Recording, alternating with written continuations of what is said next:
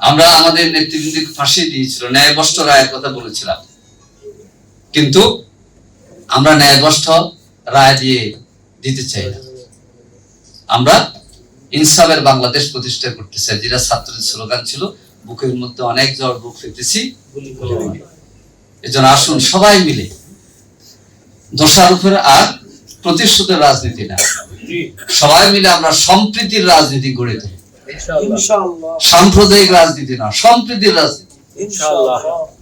সর্বশেষ যেটা বলতে চাই, কাজী ভাই মনে না করলে আমার মনে আছে, নিকা রেজিস্টার কি বলেন, নিকে দিয়ে তো দাম্পত্য জীবন শুরু হয়েছে না, আমার জীবনে নিকে হয় না, দুঃখ হয়েছে এবং সম্মানের সাথে সম্মানে দিয়ে দিচ্ছি রে ভাই, খোঁজ করেন, ঢাকা শহরে হয়েছে, এটা তো দিতে হয়, তারা তো সম্মানিত লোক, মসজিদের ইমামও সম্মানিত।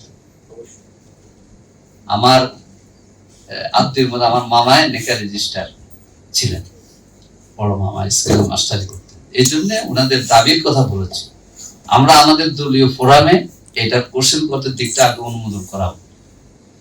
নেকা রেজিস্টারদের ন্যায্য যে দাবি, আমি মনে করি যে আপনার থেমে গেলে হবে না, তবে আপনারা বাংসুর বা অন্য কঠোর কর্মসূচিতে গিয়ে ভিন্ন কিছু করেন নাই, এই জন্য ধন্যবাদ জানাই। কারণ আপনারা যে বলছেন এগুলো নোটে যায় না, আমি তো পত্রিকা করছি, এই জন্য কি হয়ে হাঙ্গামা করতে হবে? সব দাবির জন্য হয়ে হাঙ্গামা লাগে না, ন্যায্যতা থাকলে আপনার দাবি পূরণ হবে।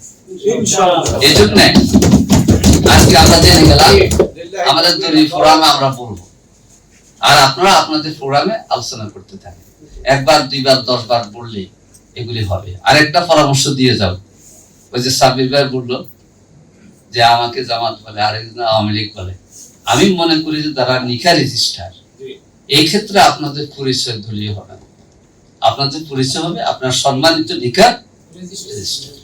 এই জন্য যখন যারা ক্ষমতা আসবে তারা আরেক দলকে গায়েল করবে না যে এরা তো অন্য দল, সবাই মিলে বলবেন যে আমরা নিকা রেজিস্টার।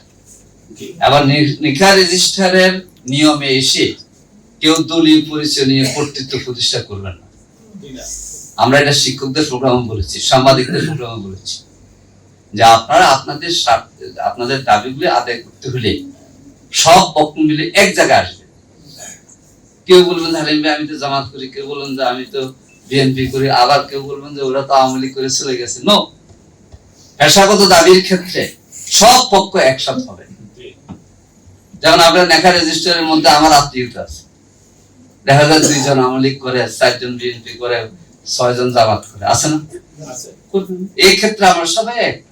ঠিক বাংলাদেশ গঠনে আমরা সব দলে এক, আধিপত্যবাদের বিরুদ্ধে আমরা এক থাকবো, সম্প্রীতির ক্ষেত্রে আমরা এক থাকবো, দেশকে আমরা গড়বো। আমি যুক্তি দিয়ে আমার আদর্শকে প্রতিষ্ঠা করতে পারলে যদি আমি এগিয়ে যাই, আপনি হিংসা করার কিছু নেই। আসুন হিংসা মুক্ত একটি বাংলাদেশ আমরা গড়ে তুলি, ভাই বোন সাংবাদিক সবাই মিলে, শ্রমিক মিলে একটি নতুন বাংলাদেশ, যে বাংলাদেশের জন্য আবু সাইদ জীবন দিয়েছে, যে বাংলাদেশের জন্য মুগ্ধ জীবন দিয়েছে, আনার জীবন দিয়েছে,